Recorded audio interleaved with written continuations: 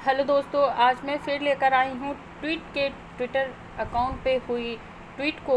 तो दोस्तों, एक चीज़ तो है कि ये जो हमारी भारत सरकार जो योजना लेकर आई है अग्निवीर की, जिसमें हमारे जो देश के वीर हैं उनको 4 साल की ट्रेनिंग दी जाएगी और बहुत ही लुभावना बताकर जो प्रस्तुत कर रही है, तो वो सब आप सभी अपनी टिप्पणियाँ दे सकते हैं। पर बात करते हैं ट्विटर के ट्वीट की, तो यहाँ पर हर तरीके के ट्विटर आपको मिल जाएंगे, ट्वीट करने वाले मिल जाएंगे दोस्तों।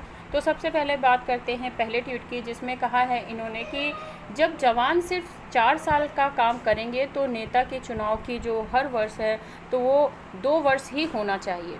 तो ये आपको कितना सही लगता है, इस पर अपनी प्रतिक्रिया ज़रूर दीजिएगा। अगले हैं हमारे जो ये रहे, तो ये हैं हमारे जिनका कहना है कि इन्होंने उनके ट्वीट पर ही ट्वीट किया है कि तेरी अकल पे तो कौड़ी ही नहीं है, लेकिन भगवान ने मुंह दिया है तो बोलना ज़रूरी है। तो भाई साहब से मैं एक चीज़ कहना चाहूँगी, शायद आपने रात में अपनी रातों की नींद खोकर कभी भी दौड़ नहीं लगाई होगी। जो कि हमारे भाई जो हैं, किसान भाई हैं, या जो ऐसे भाई हैं जिन्होंने एक एक दिन अपना सिर्फ इस उम्मीद से दिया है कि वो देश की सेवा कर सकेंगे, देश की सेना में भर्ती हो सकेंगे, उनसे बोलिएगा कि क्या कहते ऐसी जो नीति है वो भारत सरकार अच्छी लेकर आई है। तो शायद आपके लिए इस बात को समझना बिल्कुल भी मुझे नहीं लगता है कि आपके बस की है ये चीज़। बाकी दोस्तों, आपको क्या लगता है, अपनी प्रतिक्रिया ज़रूर दीजिएगा। अगले पर इन्होंने ये कहा है, आगे ये लिखते हैं कि सरकार यह चाहती है कि ज़्यादा से ज़्यादा लोगों को सैन्य ट्रेनिंग दी जा सके, ताकि कभी यूक्रेन जैसी स्थिति सामने आए तो वक्त पर लोगों को ट्रेनिंग ना देनी पड़े। तो अच्छा भाई जी, एक बात बताएं आप कि ऐसी कौन से कांड आप करने वाले हो जो यूक्रेन जैसी स्थिति आप लाना चाहते हो देश में। और दूसरी बात दोस्तों ये है कि जो ये इन्होंने लिखा है कि सरकार ज़्यादा से ज़्यादा लोगों को ट्रेनिंग देना चाहती है और नौकरी देना चाहती है, तो भाई एक बात बताएं, आप क्या करते हैं? क्योंकि अगर आप देश के प्रति अपनी निष्ठा रखते हैं, तो बात करें अगर यूक्रेन की या इजराइल की तरीके की जो नीति आई है उसकी, तो भारत की हर एक परिस्थिति जो है अलग है। भारत में लोगों में जज्बा है देश की सेवा करने के लिए। इजराइल की जो ये नीति आई है, इजराइल में पहले से ही इतना रोज़गार है जिसमें कि लोग सैन्य सुरक्षा के लिए अपना योगदान कम देना पसंद करते हैं, इस वजह से वहाँ के हिसाब से ये नीति सही है, परंतु भारत के लिए मुझे नहीं लगता कि उचित है या नहीं है। बाकी आप अपनी प्रतिक्रिया ज़रूर दीजिएगा। अगले कहते हैं, और जो तू बचपन में कांग्रेस की चमची बनी रही उसका क्या?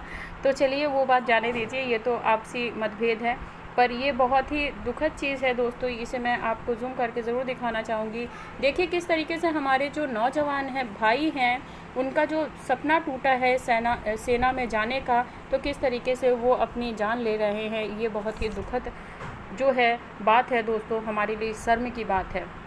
अगले हैं, इन्होंने कहा है कि भारी सभा में जब महारानी द्रौपदी जो थी हमारी चीरहरण हो रहा था, तो भीष्म पितामह, द्रोणाचार्य, कुल गुरु कृपाचार्य जो सभी थे वो क्या कहते हैं वफादारी के कारण चुप रहे, और चुप्पी के कारण महाभारत युद्ध हुआ। ये सभी बेवजह युद्ध में मारे गए, जय श्री राम बोलना पड़ेगा। तो ठीक है, ये तो अलग बात है। इन्होंने कटाक्ष करते हुए भी बहुत कुछ सरकार की जो नीति आई है अग्निवीर की, उस पर बोला है। तो ये एक बोलने का तरीका होता है जिसे कि हम मिठास के साथ अपनी बातों को रख सकते हैं। तो मैं अपने भाइयों से कहना चाहूँगी कि मानती हूँ कि आपके सपनों पर प्रहार किया गया है, आपके भविष्य पर प्रहार किया गया है। हो सके तो जहाँ तक हो सके तो आप कोशिश करें कि अपने आक्रोश को थोड़ा शांत रखें, शांतिमय तरीके से आप अपनी बात रखें, ताकि आपको भी हानि ना हो और आप अपनी बात जो है सरकार तक पहुंचा पाएँ। क्योंकि इससे पहले आप सभी को पता है कि किसान आंदोलन में हमारे किसान भाइयों ने भी बहुत ही अच्छे तरीके से जो थे अपनी बात को रखा। तो इसी तरीके से आप भी अपनी बात को रखें, ताकि आपको भी तकलीफ़ों का सामना इतना ना करना पड़े और अपनी बात जो है आप सरकार तक पहुंचा पाए। अगले में देखिए क्या है, ट्वीट पे कहते हैं कि चमचों और नेताओं की तो ये चलिए छोड़ते हैं।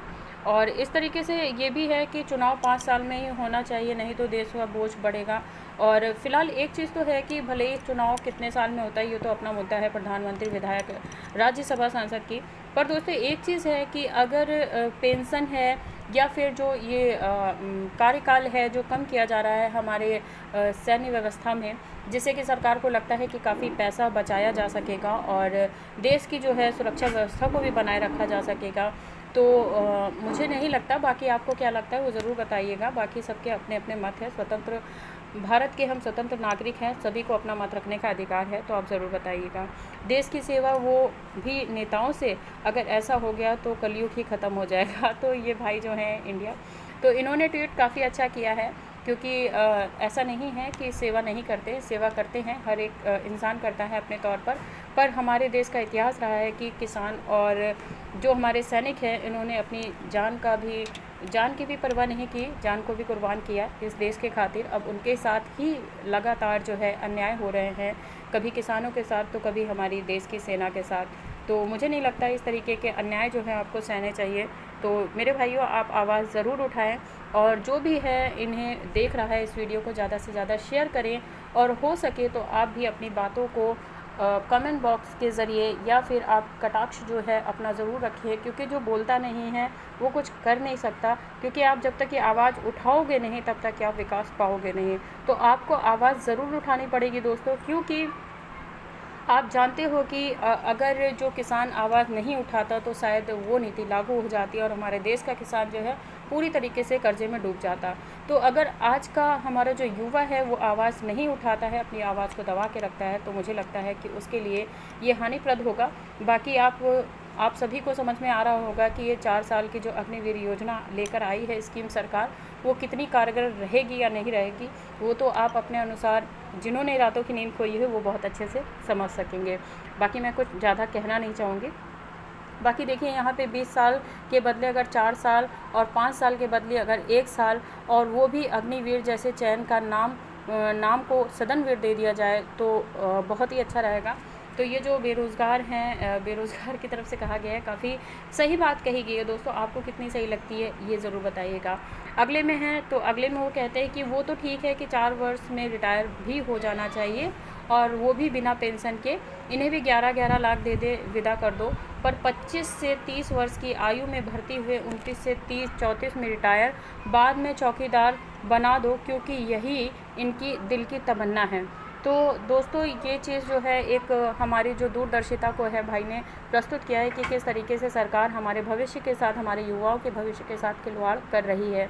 और अगला ट्वीट पढ़ते हैं तो इसमें इन्होंने कहा है कि अजीब बेवकूफ़ी वाली बात है, देश में जो भी चुनाव होता है उसके खर्चों से बहुत ज़्यादा लगता है, और यह खर्चा हमारी तुम्हारी जेब से ही जाता है। बोलने से पहले सोच लिया करें महाशय। तो सोचना चाहिए भारत सरकार को कि किस तरीके से वो बोल रहे हैं। हमारे देश के जो जवान हैं, जो जान कुर्बान किया करते हैं, उनकी सैलरी में, उनकी पेंशन में अगर दिया जाता है, जो कि हमसे ही कहीं ना कहीं वसूल किया जाता है, तो वो जो है वो एक तरीके का उनको अतिरिक्त खर्चा लगता है। परंतु यदि बात करें उनकी रिटायरमेंट के बाद उनकी पेंशन की, तो वो एक फिजूल खर्चा नहीं है, एक सार्थक खर्च है। तो ये कितना आपको सही लगता है, इस पर भी ज़रूर बताइएगा। और अगले पर जो हैं, जो हमारे मुकेश कुमार जी हैं, इन्होंने कहा है कि जब सरकार सिर्फ अपनी सत्ता सुख की सोच रखते हो, तो गलत के विरोध में आवाज़ उठाने वालों की तरह से प्रताड़ित करते हो। तब ऐसी सरकार की ज़रूरत नहीं है भारतीयों को। सरकार मुक्त भारत हो और देश को सेना के हवाले कर दिया जाना चाहिए, जब तक कि कोई देश हित को आगे लेकर चलने वाली सरकार का गठन ना हो। तो ये जो है एकदम प्रत्यक्ष बात इन्होंने कही है, कोई टाल मटोल नहीं किया इन्होंने। तो इसी तरीके से मैं अपने भाइयों से चाहूँगी, जिन्होंने अपनी रात की नींद खोकर सड़कों पर दिनों रात मेहनत करके दौड़ लगाई है, और उनसे ज़्यादा इस पीड़ा को कोई नहीं समझ सकता, जो दिन रात अपने दिलों में ये जज्बा लिए हुए आगे बढ़ रहे थे कि वो एक दिन भारत की सेवा के लिए, भारत की जो सेनाएं हैं, इंडियन आर्मी हो या फिर नेवी हो या फिर आपकी एयरफोर्स हो, उसमें जाने का ठाना था। तो उनके लिए ये सपना टूटना बहुत ही बुरी बात है। तो उम्मीद करती हूँ दोस्तों ये वीडियो आपको जागरूक लगेगा, और इस वीडियो को ज़्यादा से ज़्यादा आप शेयर करोगे, और हो सके तो आप भी इस पर अपने कमेंट ज़रूर करें, और ऐसे हो सके तो वीडियो जो है आप इसको आगे से ज़्यादा शेयर करें, ताकि जो हमारे भाइयों की पीड़ा है हम कुछ ना कुछ तो बांट ही सकें। क्योंकि अगर हम किसी का दुख बांट नहीं सकते तो बढ़ाना भी नहीं चाहिए। तो इस तरीके से जो स्टार्टिंग में जिन्होंने ट्वीट किया था, मैं दिखा दूं, जिन्होंने कहा था कि भारत सरकार जो है, जो ये कह रहे हैं कि सरकार यह चाहती है कि ज़्यादा से ज़्यादा लोगों को सैन्य ट्रेनिंग दी जा सके, क्योंकि यूक्रेन जैसी स्थिति में देश को ऐसे मतलब वक्त का लोगों को ट्रेनिंग ना देनी पड़े। तो भाई साहब से कोई ज़रा ये पूछे कि भारत सरकार इतने उल्टे कदम ले ही क्यों रही है जिससे कि देश में ऐसी अनुचित स्थिति आए। तो जैसा कि इन्होंने कहा है कि आपकी अकल पे ताला पड़ा हुआ है, भगवान ने मुँह दिया है तो बोलना ज़रूरी है।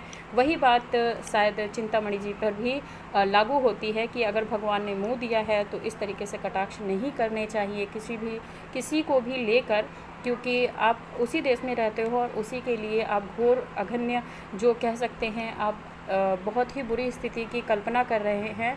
तो शायद आप नहीं समझ सकते उस देशभक्ति को जो हमारे भाई जो हैं या जो हमारी भाई बहनें हैं जो देश की सेवा के लिए दिन रात मेहनत कर रहे थे और उनके ऊपर एक प्रहार हुआ है, तो उनकी पीड़ा को शायद आप जैसे लोग नहीं समझ सकते। तो आज के वीडियो में दोस्तों इतना ही। अगले वीडियो में फिर ऐसी ही पीड़ाजनक और कुछ ऐसी ही ट्वीट के साथ मिलेंगे जिसमें हमारे देश के जो वीरों के साथ या जो हमारे युवाओं के साथ खिलवाड़ हो रहा है उन पर आवाज़ उठाते हुए। तो बस आप अपना सहयोग करें और हम आवाज़ उठाते रहेंगे। Thanks for watching my video friend. Bye bye friend.